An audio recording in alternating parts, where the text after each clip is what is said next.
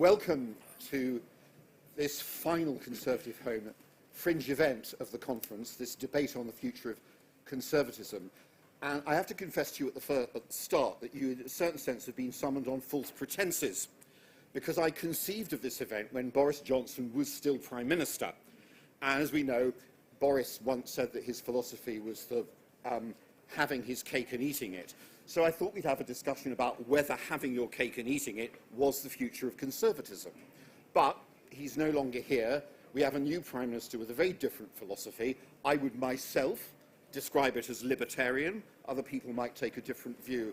But at any rate, let's have a discussion about what the future of conservatism is, whether this libertarian view is it, or if there's something else, and if so, what it is.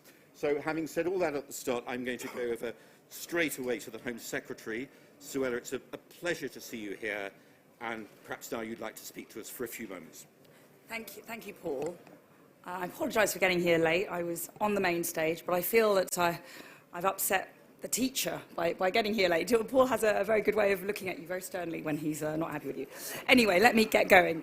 With that in mind, the future of conservatism. Well, first of all, I should just say I think that this is an exciting time to be a conservative. We have huge opportunities ahead for our nation, and I think it's absolutely essential that we have a mobilised, efficient, successful, moderate centre-right voice in British politics, but also Western politics.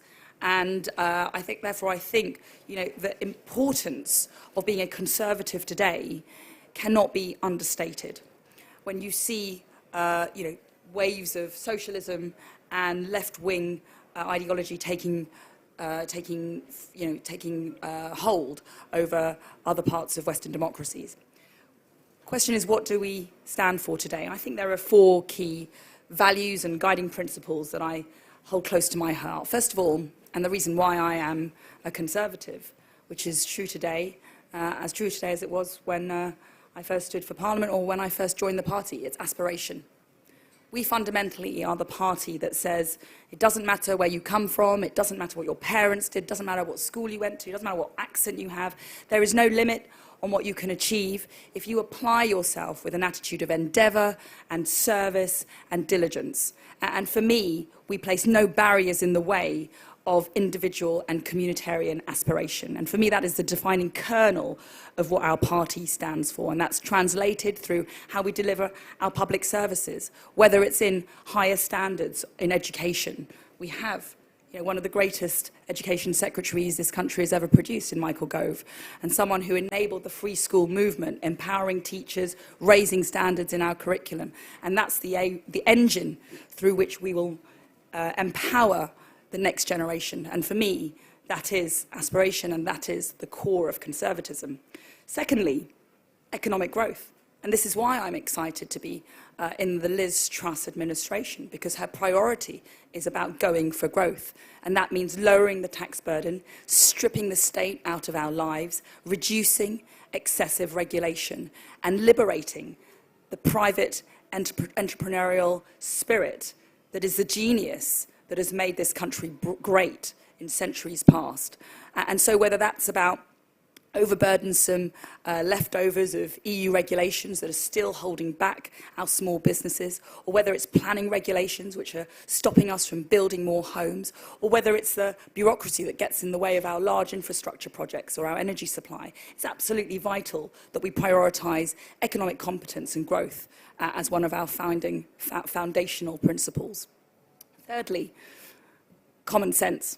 And I'm a proud common sense conservative. And I see Sir John Hayes here, who is a doyen of this strand in our caucus in Parliament, gaining a huge amount of support amongst particularly red wall conservatives in the new intake. What is common sense conservative? What is old school conservatism? What is old fashioned conservatives? Well, I think that's a belief in the virtues of human judgment. What does that mean? I think that's about taking a firm line on identity politics, and that's why it's so vital we have a moderate centre-right force in British politics, so we don't let the transgender ideology sweep through our public sector, so we don't let critical race theory take over our very good record on race relations and demonise one class and victimise another, so that we're not always pitting different groups defined by their physical characteristics against each other.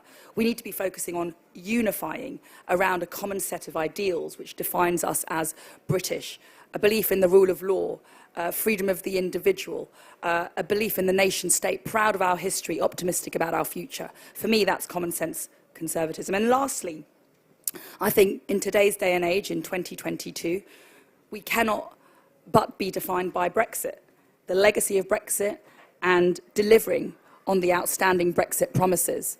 And I think that that is translated in so many ways in practical policy terms. It's about resolving the issues around the integrity of the United Kingdom border on the Northern Ireland Protocol. It's about taking back proper and meaningful control over our migration policy, so getting legal migration down, controlling illegal migration, and stopping the undermining of our asylum system. It's about issues relating to how we actually empower domestic businesses and incentivise them to invest in capital and domestic labour rather than automatically looking abroad for a cheap foreign workforce. It's about ensuring that we are patriotic and we have sovereignty over our laws and our courts, and that parliamentary sovereignty is the guiding foundation of our politics and our democracy. Aspiration, economic growth, common sense, and delivering on the Brexit promises. There we go.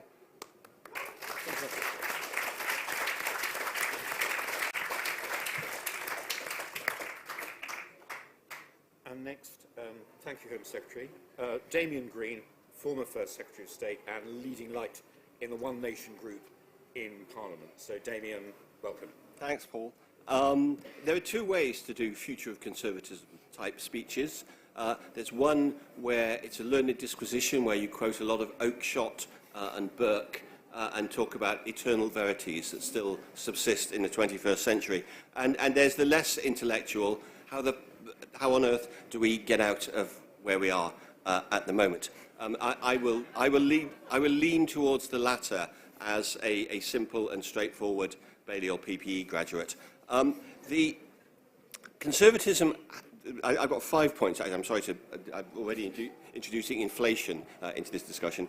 I've got 5 points to make. The first is that conservatism has to be about more than economics. Of course, economics is central to all government policy, but it cannot be exclusive. We need to have other values as well. We need to demonstrate on a daily basis respect for the rule of law, respect for our institutions, love of our country and our countryside. And our economic policy needs to take account of those other eternal verities, if you like, of conservatism. Because if we don't, we are betraying the conservative ethos. The second point, to get more controversial as I go along, is that freedom is a key conservative value, but so is balance. Libertarianism is in many ways an attractive creed, but it's a creed that's particularly attractive to successful young people who feel that they have the world at their feet and they don't see why anyone should get in their way. It is much less attractive and indeed delivers much less for older people, for vulnerable people, for many of the people who make up our country. So libertarianism cannot be the central purpose of a conservative government. If it is, the government is fooling itself. It is not being conservative. The third point, and oddly, I think Sir Will and I would completely agree on this, is that one of the biggest challenges facing any conservative government now has been the massive over-politicisation of daily life because of COVID.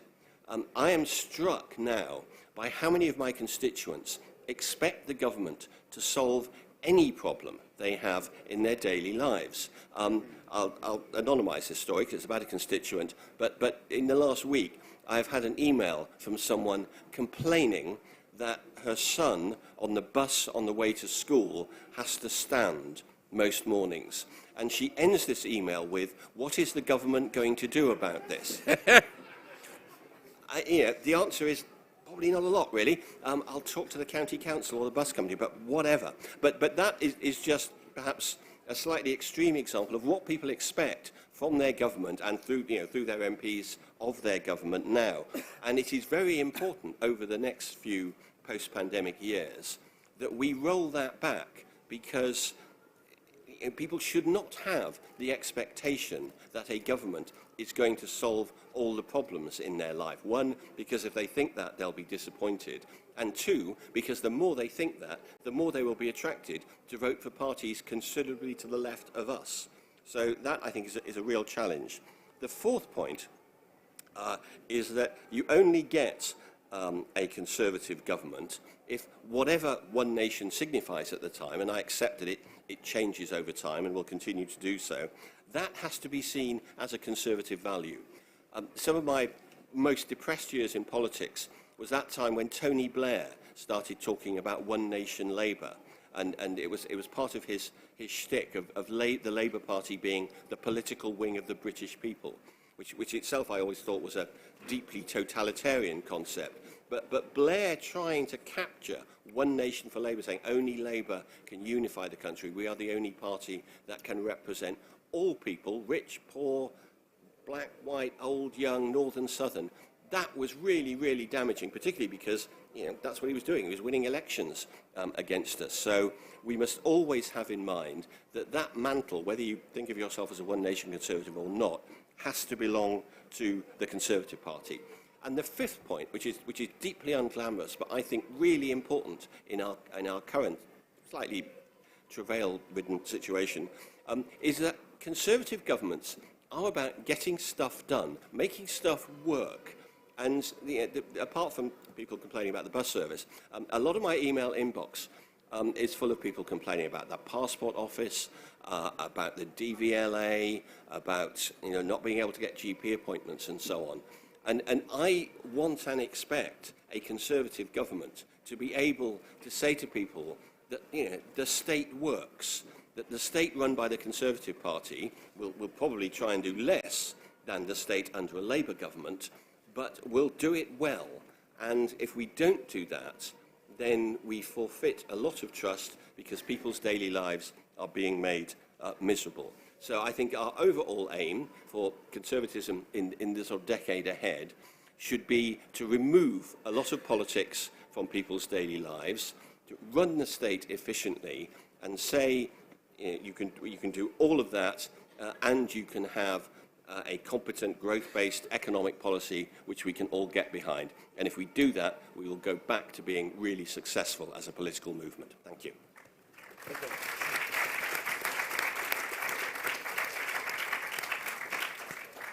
Thank you, Damian. I must keep the introductions short. So we're going to hear next from Rachel Wolfe. And the one point I'd make about Rachel in advance is that she was one of the three main authors of the last Conservative manifesto with Rob Colville and Munira Mazza. So she's completely steeped in the platform on which this government, after all, got elected.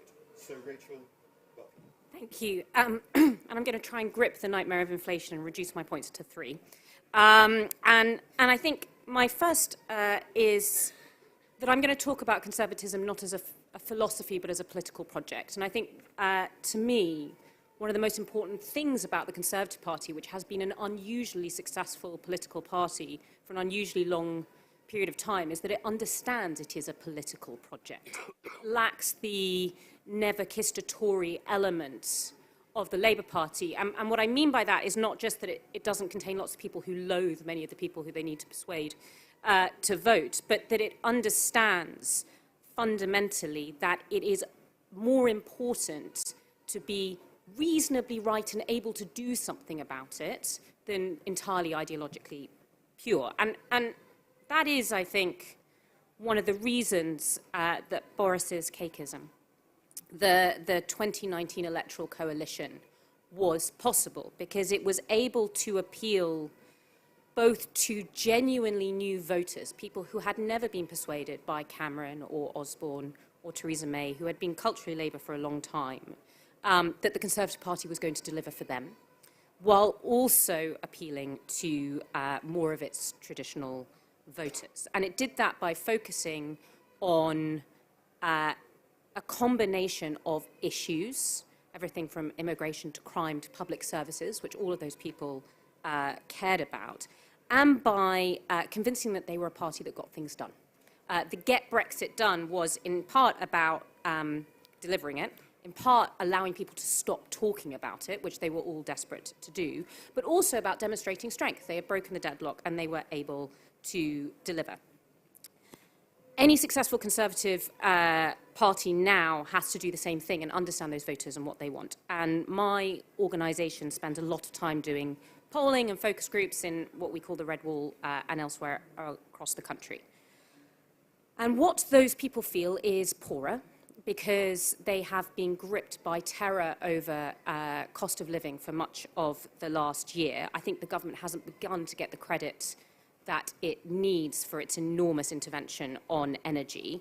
But even with that enormous intervention, people are still going to be paying double the bills over the next few months than they were a year ago, and it is going to have a demonstrable impact on their life.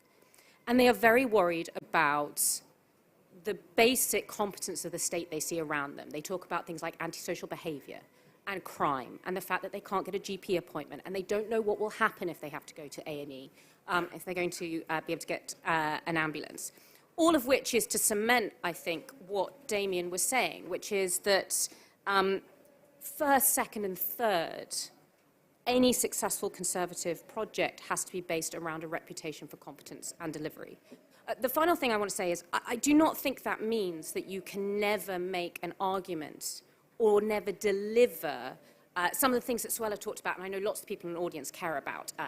Free market, opportunity, entrepreneurialism, potentially a somewhat smaller state, potentially lower taxes. You can, but only if they fundamentally believe in your competence and your delivery on the day-to-day things they think the state is there for.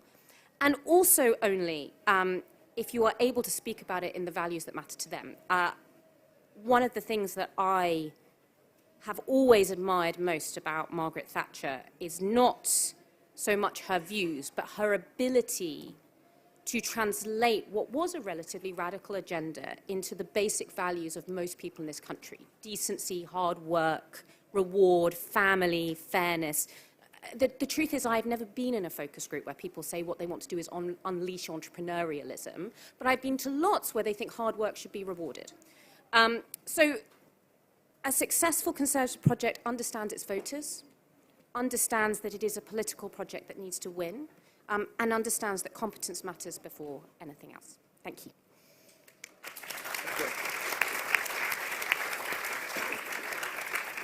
Thank you, Rachel. And finally, Michael Gove. Thank you very much, Paul. Thank you. It is a brave decision on your part to invite me to address the future of conservatism. As many people may know, the ability to see into the future, the gift of clairvoyance, is not one that I have been given. I once wrote a book called Michael Portillo, The Future of the Right. I should really have entitled it Michael Portillo, The Future of Late-Night Speech Radio, if I was going to be a prophet. And the other thing, of course, is that I approach this not just with humility because I lack the ability to see and to descry the future. It's also the case that I approach the subject with a degree of humility because, in the immortal words of David Cameron, I was the future once.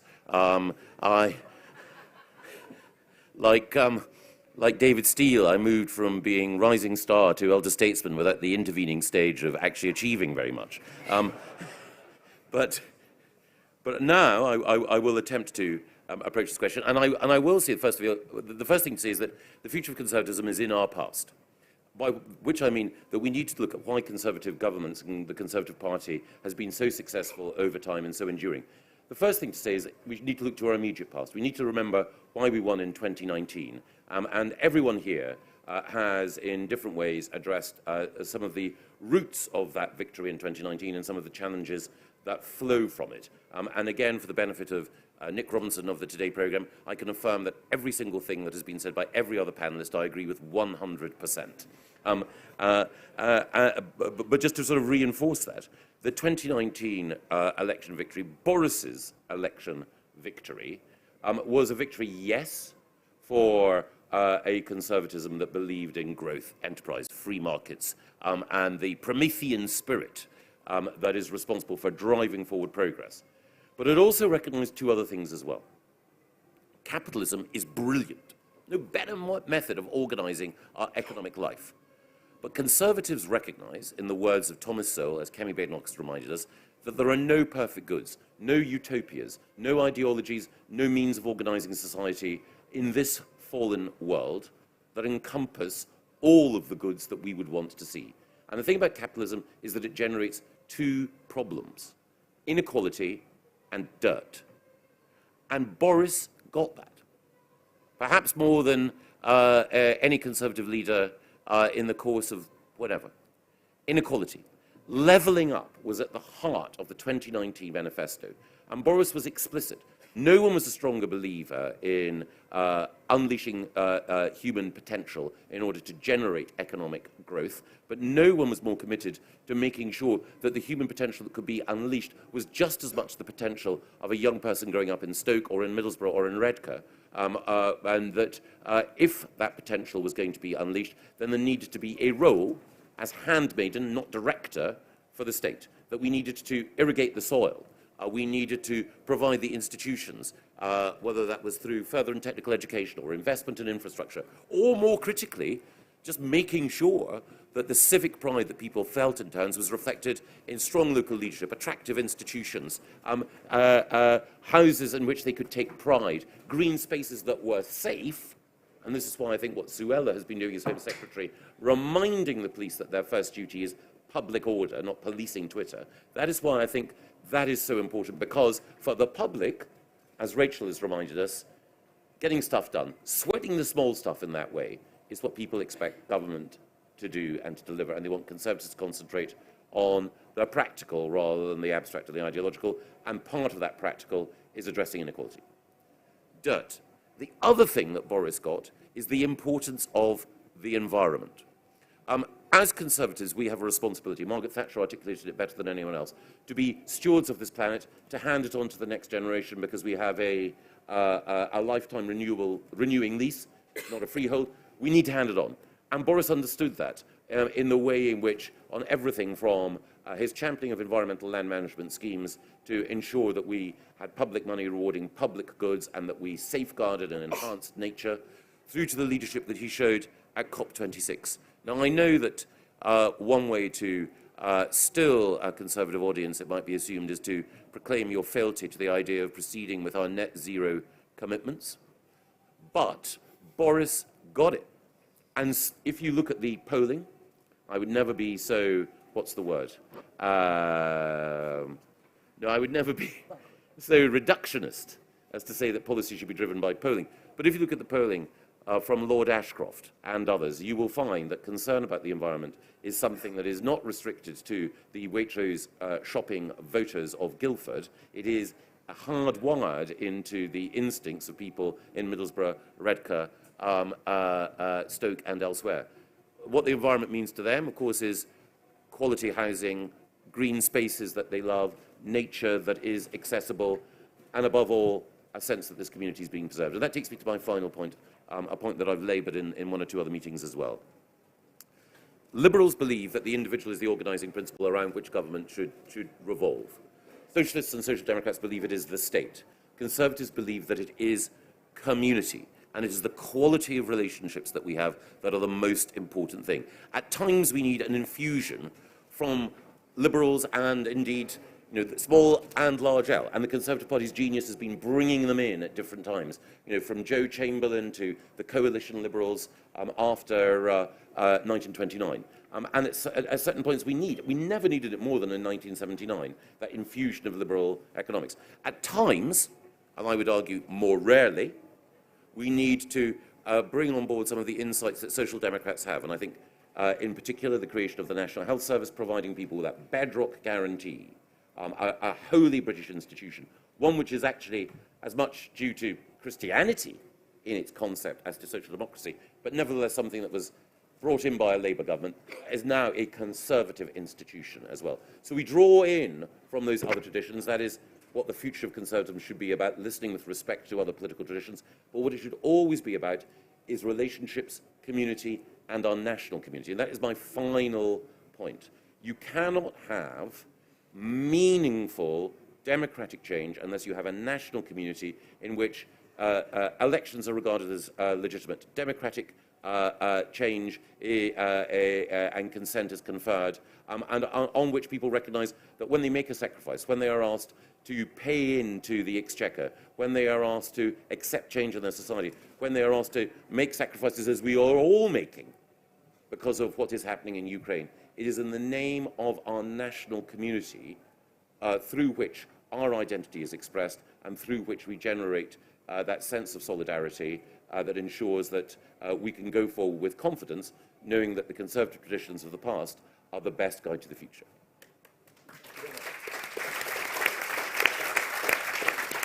Thank you, Michael. Okay, it is very much your session rather than mine. We've got about half an hour.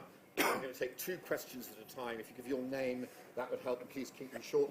Sir John Hayes, and then the gentleman at the front with the beard. Okay, so I'm Paul. It's very good to be with you. Okay. Oh, okay. Paul, it's very good to be with you. We've known each other since we were children, and great to have Suella's endorsement with Michael's support. So I want to raise 2 things and get the panel to comment on them. The first is about a film that many of you will know. It's a Wonderful Life with James Stewart. Everyone's seen that film. And you remember the hero of that film was a guy called George Bailey. And he sees his life and then his life as it might have been. And his life is about Bedford Falls, a small town with a strong sense of community, small businesses, not a rapidly changing place, strong families and so on. And then Bedford Falls is turned into Pottersville. That is a place run by a ruthless, globalist, corporate character called Potter, who has extinguished the small businesses, has broken down the communities, who's destroyed the environment. And in a sense, that's where we are. If you look, most of our towns, many of our cities, they've become Pottersville, even when they used to be Bedford Falls. And the second thing I wanted to mention was a book by a chap called Schumacher, called Small is Beautiful. It was very fashionable at one time. And that book says that small is beautiful because men are small. And the biggest challenge for Conservatives will be to re-engage with all that is gentle and humble and slow-moving and small. Small businesses, small communities, families, ultimately people, individuals.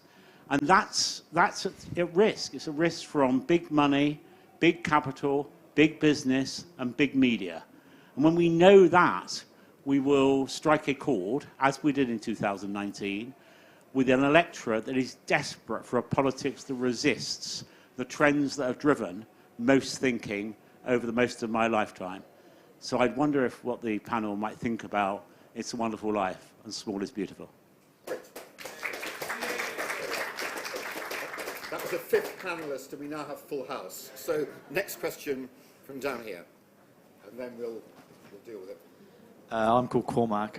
How does the panel think the Conservative Party could or should react to the rise of national populism in Maloney and the Sweden Democrats, to a large extent the rest of Europe as well? Okay, so Pottersville and populism. So who wants to go first? Damian? Okay. I mean, I'm slightly alarmed to discover I sort of 3/4 agree with John. This may be a first. In that he's right that if capitalism becomes completely soulless, then in the end people will turn against it. And you know, there have been times in recent decades when that has looked like happening, you know, particularly in the wake of 2008 and so on. But nevertheless, the problem is that a lot of the soulless big capitalism produces the goods that people really, really like. You know, I'm tempted to ask you all to get your smartphones out, those of you who are not already on them. You know, that's big capitalism, that's global capitalism. You want its products, but what we don't want are the social side effects of it. And it is indeed a huge challenge of statecraft to strike the appropriate balance. I go back to my point, liberty, freedom is an asset, but balance is also equally important. And striking that balance is very important because, of course, small is beautiful, but in many ways, big is beautiful as well. And a wise Conservative will sort of react, will steer the boat somewhere between the two. And similarly, how do we react to the rise of populism? We do it by analysing what the roots of that populism are, and if there are genuine problems behind it, try and solve them. Because if you can solve them if you are a responsible and competent centre-right party in a way that means that populism does not get a hold in your country. We can't stop it happening in Italy or France or whatever, but we can stop it happening here. And one of the things the Conservative Party has done pretty successfully in the past 50 years, I mean, going back to Margaret Thatcher, has been to absorb a lot of the pressures that would give rise to right-wing populism in particular, and temper them, deal with the issues, and keep our democratic show on the road. It's a permanent challenge for the British Conservative Party. Anyone else wants to come in this one? Rachel? I agreed with the part of John's diagnosis, but to be honest, I think one of the problems with many of these towns is not enough big money has gone into them and all the big money's gone somewhere else. When you talk to people who voted Brexit, many of whom are in these sort of towns and places in northern England and in Wales and the Midlands, they unquestionably saw a kind of decline in their civic realm, a place that felt like it was slightly decaying year on year on year. There are lots of things that you need to do about that, including sweating the small stuff. But one of them is to get proper private sector investment back into those places. That's been one of the great causes of that decline. And then very quickly on populism, I would just... I know this was not what you were saying, but just to remind everyone, Britain is not a populist country and the British population is not populist. We've not only resisted much of the extremism that has sort of featured in Europe over the last century, I think we continue to do so. And most of the credit to that goes to the public, who remain fundamentally sensible, able to hold different opinions, pro-environmental, wanting to deal with crime. But it does also go to our parties. And if I were to say the great risk, I think, of not delivering on the promises in 2019 and continually seeing voters try to choose something new and then not receiving anything in turn, that is the grounds on which populism emerges. Home Secretary. Yes, thank you. Very briefly, I agree with the the philosophy of small is beautiful, and I think that ultimately that's what kind of.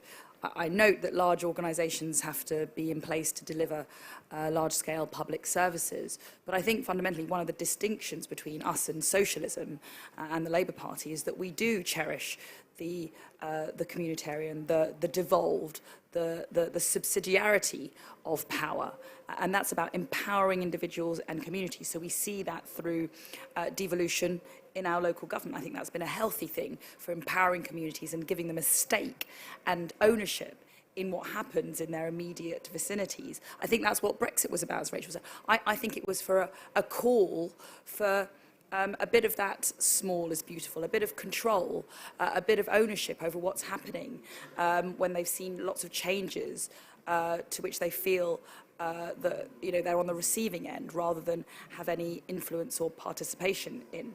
And I think that leads me actually to this point about what's happening in some European countries. I think that drive to empowering communities, individuals, small businesses, autonomous schools and the free school movement like we've seen are all healthy counterweights to the centralisation, the globalist, the elite concentration of power.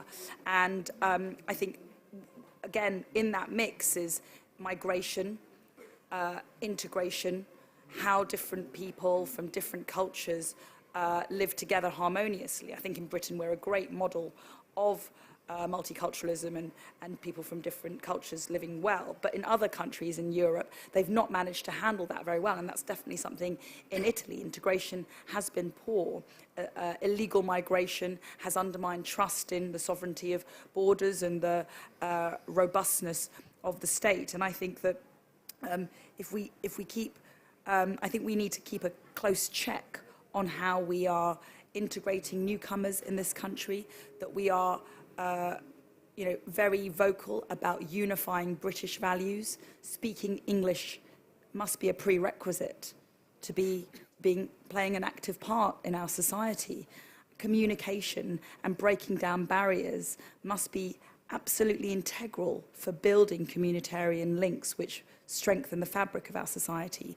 And I think when we have this unexamined drive towards multiculturalism, plus the more insidious aspects of identity politics, I think we are getting into a dangerous area where far-right populist parties can prey on that sense of disempowerment and division. I agree with everything that everyone has said, but I have another suggestion, partly for Paul and partly for John. In the immediate aftermath in 1945, when we'd had obviously a big political shift to the left, there was a program of conservative education that was carried on, and that conservative education, there was a college that was created, reading lists that were drawn up, all the rest of it. Similarly, on the left, you have had, it's not completely on the left, the old Workers' Educational Association, and the idea was that people who wouldn't regard their education as ending at school, there they were leading lives of dignity and work, but there was also space for them to have the horizons that may not have been sufficiently broadened when they were at school broaden further. Why do I mention this? Because I think the answer to your question is partly in empowering John and Paul to create something new. Conservative Home should have, every week, a reading list with a book, not necessarily a detailed study of, the microeconomic case for road pricing, but a book or a film or another cultural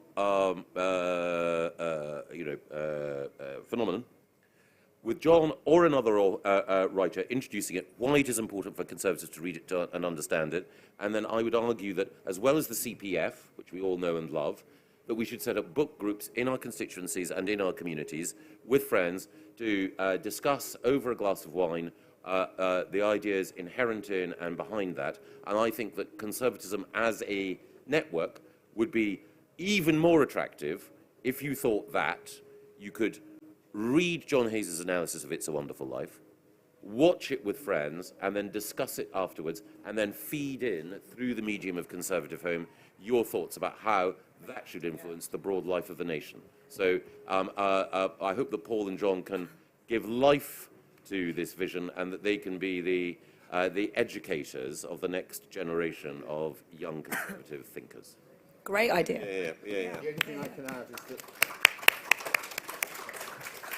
Sir John and I have a very long history of working together, as he can attest. So we better take two more. The long down the back, and yeah, you there. So yes, you. Is the great.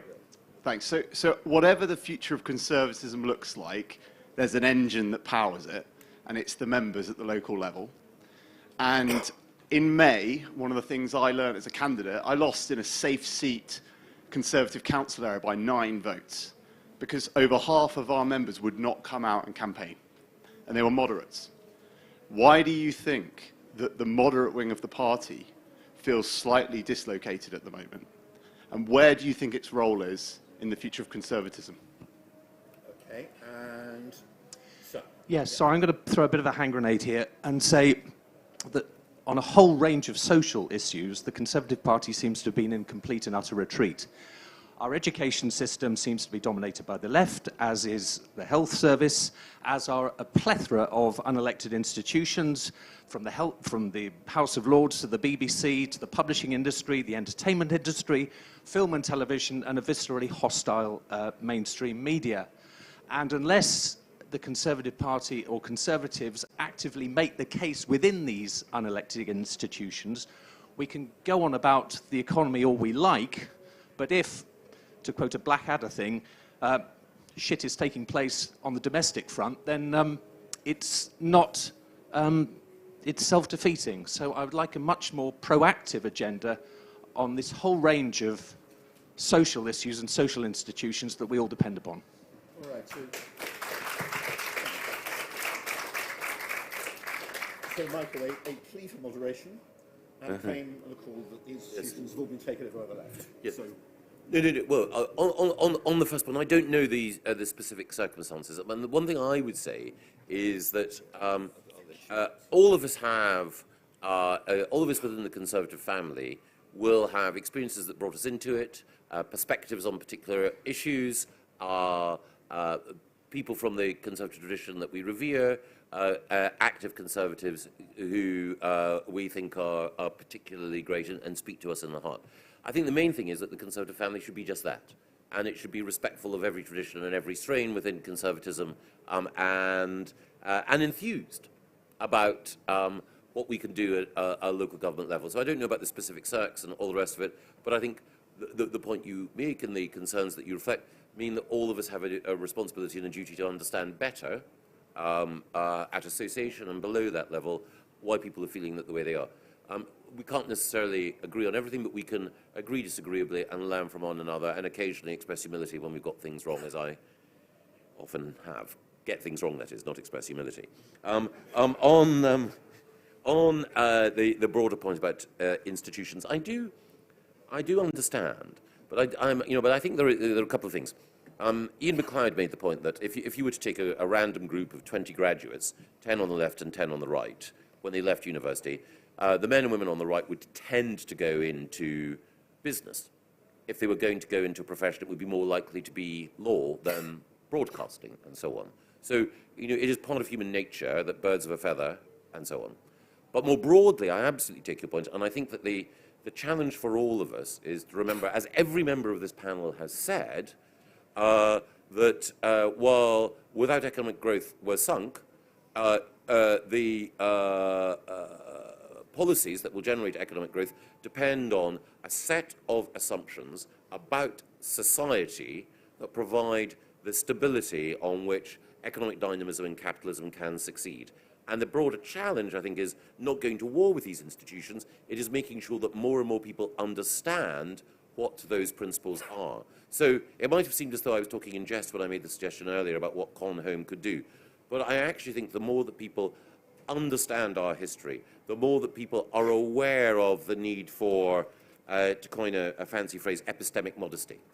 The idea that, attempting to, as social justice warriors do, that you can vanquish all injustice, and thinking of some of the trends that Sue has quite rightly spoken about. Some of them are couched in very millenarian terms. Going back, understanding the importance, as I say, of appreciating human nature in the round and extending those conversations, I think it's something Conservatives should do. But the other thing that I would also say is that one of the things that Conservatives can sometimes have to be is fierce in defence of the gentle. But it's always important that when we are fierce, it is in defence of the gentle, and that wherever possible, we're gentle in our discourse.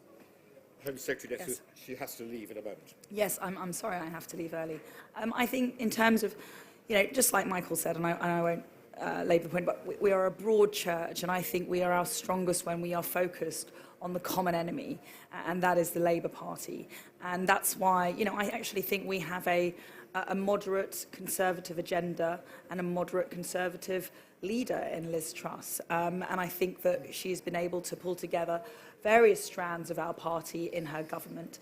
And I think that's right. And we all represent different interests and different cohorts around the country.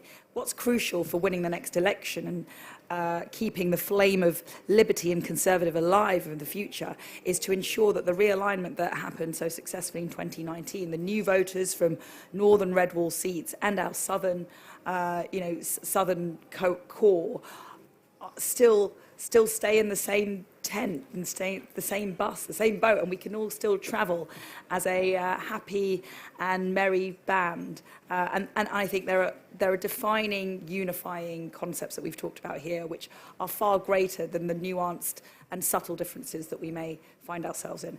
And then lastly, in terms of the left-dominating institutions, absolutely, it's the march of socialism within our institutions. And what I think this comes down to is, a classic Conservative call for personal responsibility.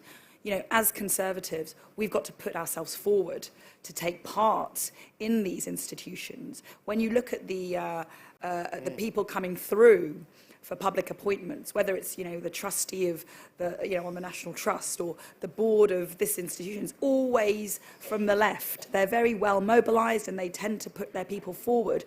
We don't seem to put ourselves forward, we don't prepare ourselves, we don't organise. And I think that's something we've taken for granted, and we are seeing the consequences of that. But we actually have an urgent need to have our voices heard at the governing tables of all of the institutions and all the sectors that you talked about.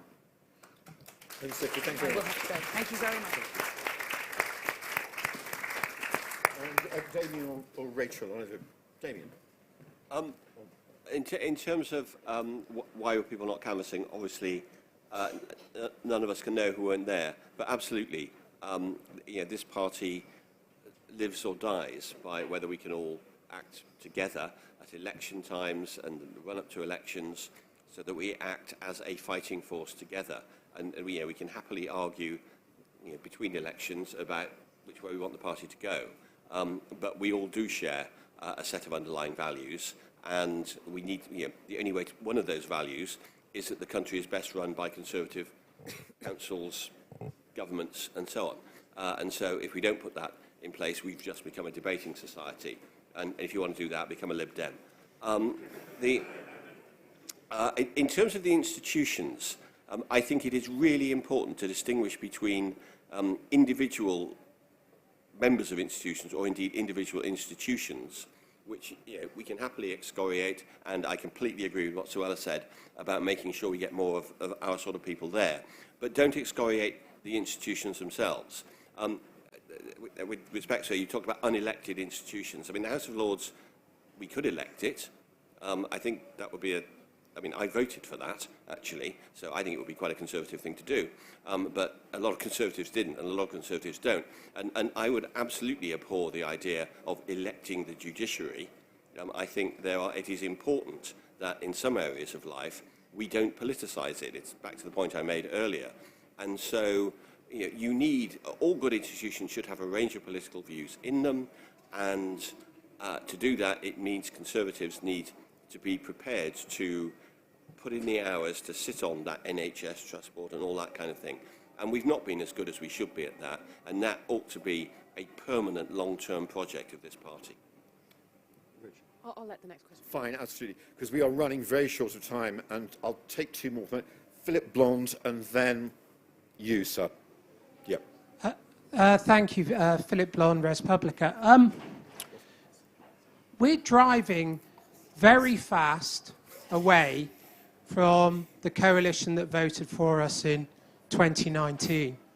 In the British Social Attitude Survey, the proportion of the population that is in favour of cutting services and cutting taxes in all voters is 6%. In Conservative voters, it's 7%. We are currently not running with a majority offer. There's been no language from the present government about levelling up. I think Rachel is absolutely right that the people who voted for us aren't the people who made the majority. They're not the people in the South who don't need the state because they can opt out of it. They are people who desperately need the state to work and be competent. And all we have on offer is austerity that makes a dysfunctional state smaller and yet more dysfunctional. We haven't had, absent Michael Gove, we haven't had any serious programme of public sector reform on offer from the Conservative Party. So we are heading away from our base, and there is no possibility of a majority in any other direction. The university towns, the leafy suburbs won't vote for us. I'm going to have to ask you to draw, so I'm going to get so three more in. The question is do we keep going, foot on the accelerator, or do we have to do a handbrake turn and head back to the levelling up agenda? Fine, I'm going to take three more at Michael's suggestion. So the gentleman had his hand up a moment ago, and then the lady there, and the gentleman in the blue shirt. Yeah, right. That'll have to be it, I'm afraid. So, yeah. Hello. I think we're quite lucky as Conservatives to draw many of our philosophical perspectives from a disposition, a way of life, a way of wanting to be rather than dogma. And as a result, as mentioned on the panel tonight, we can, at times when necessary, draw from a slightly more broad ideological tradition. However, I certainly think and worry, and I'd like to say the positions of the panel, that the somewhat at times dog-eared pursuit of the rights of the individual and individual freedoms have, over the last 40 to 45 years, seriously undermined the Disraelian, true Tory belief in community and social justice, and I mean that in the Victorian sense rather than the perverse modern sense. Yes, that's my question. Right, okay, yeah. Hi, my name is Laura. My question is that it was so great to hear the values of conservatism just spelt out. I'm Deputy Chairman for Salisbury Association, and so part of my job is to get members to join us. And one of their questions is, well, what does it mean to be a Conservative? So my question to you guys is, what more can we do to get that campaign out and make it clear and make it consistent so that I can go to my members and potential members and say, this is why you should join the Conservatives? Because I feel at the moment it's not quite clear and there could be more help for me as an association. Thank you. Yeah. Ray Lyons, Southampton Itching. When I first campaigned for this party in 1966, when I was 10, at its heart and soul was the common good, and it looked after society and after people more generally. Since in the last 20 years at least, we've gone away from that. We've become the party of the gospel of greed. And unless we rediscover our heart and our soul, I think we're finished as a movement. I've never been more ashamed to be a Tory in my life. We need to recapture the centre ground and the purpose of why we exist in government. Okay, some Disraelian questions and some others. So who wants to go first? Rachel. You know what, I'm actually going to answer one of the previous questions instead. I'm going to do my prerogative. I'm going to link these together. I think one of the problems we've had over the last 12 years of Conservative government is it hasn't behaved as a single government.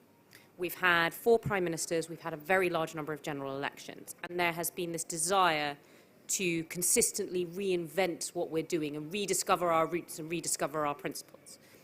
And because of that, we, I think, fail to acknowledge the great things we have done. Suella mentioned free schools at the beginning of her speech. You know, one of the first projects embarked on by the 2010 government was free schools, and it produced great schools run by very diverse people, including Conservatives.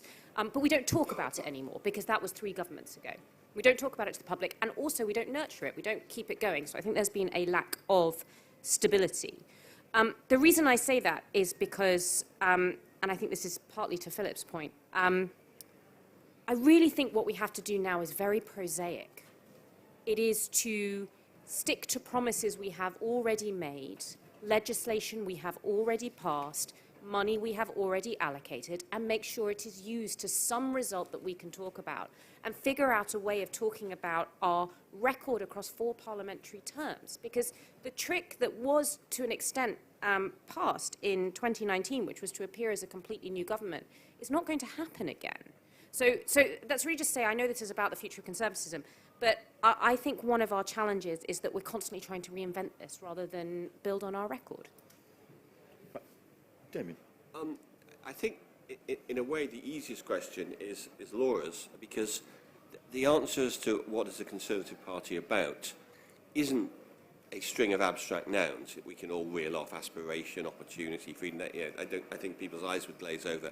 It's what Conservatives do when they're in office. So if your local council is Conservative, it's that sort of thing. When the government does good things and it's Conservative, that's what we do, and it is all about what. I think the other 3 questions all come from the same sort of cry of pain of, are we losing touch with our roots as a party that develops and cares about communities and tries to make sure that individuals can make the most of themselves in the wider social sphere, not just caring about themselves. And that is always a difficult job, but it is absolutely central to the Conservative purpose, and we need to test all our policies at national level against that. And I do feel if all we become is a party of sort of smaller state and lower taxes, then not only are we missing the best of conservatism, but actually we won't be appealing to people because people don't really want that. People who regard themselves as dyed-in-the-wool lifelong conservatives don't think like that. And we have got to plug ourselves back into our real grassroots and do the sorts of things they want to see Conservative governments do. And Michael, because from there, and there, it was sort of cry almost of civilizational anguish, as well as anguish about the future of conservatism itself. At times, there's something in the Conservative disposition that can be a bit pessimistic, because, again, because we're sceptical of the capacity to build utopias, and because we know that we live in a fallen world, then we can sometimes be pessimistic about the future. And certainly if we live at a time of accelerating change, and we live at a time of insecurity for all the reasons that we know, that pessimism can sometimes be a default position. But I think it is important to recognise that conservatism has been the most durable political philosophy because it speaks directly to human nature and it is adaptable over time. And I don't want to disagree with Rachel because I don't. The philosophy is adaptable over time. Rachel's point about the vital importance, and this is a solvent against pessimism as well, of recalling those things that we as Conservatives have done while we've been in office and thinking about how we can build on and renew them, I think is part of that. That is part of maintaining confidence in the future and part of explaining why we've done what we've done in office. But in answer to Laura's question, I know this might seem trite, but what I was going to say is that why should someone join the Conservative Party? Conservatives are nice people who do good things. They love where they live. They want to make a contribution. They recognise that nobody is perfect, but they also believe that there are basic virtues. Do as you would be done by. Always think the best of someone else until they give you very powerful reasons not to. Conservatives are conscious that things will go wrong, but we travel cheerfully in the hope that the places and the people that we love are better for our public service. That's a lovely elevated note on which to end. I wish we could...